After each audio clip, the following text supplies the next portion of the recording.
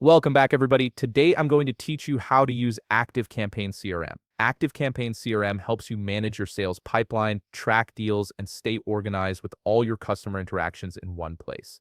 Let's dive right in. First, open your browser and head over to activecampaign.com. Once you're there, go ahead and log into your account using your credentials. This will bring you to your ActiveCampaign dashboard where you can access all the main features. Now look over to the left side menu.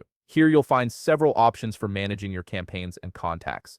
Find and click on Deals. This is where all your sales pipeline management happens, and it's the heart of the CRM functionality. Next, click on Create a Pipeline. A pipeline is essentially a visual representation of your sales process from start to finish.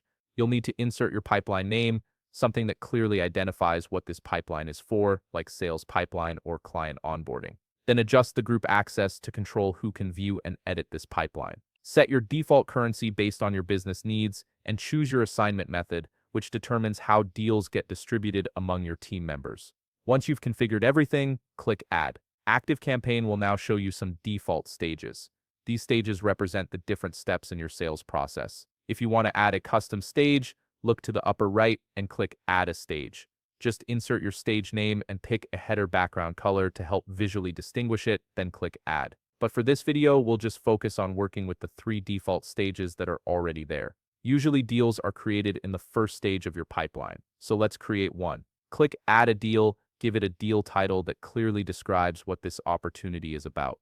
You can adjust the deal value to reflect how much revenue this deal represents. You can also assign a deal owner from your team and set a forecasted close date to keep track of your timeline. There's also a field where you can insert a deal description with any additional notes or context about this opportunity. Under Contact, you can choose an existing contact from your ActiveCampaign contact list. This links the deal directly to the person or company you're working with.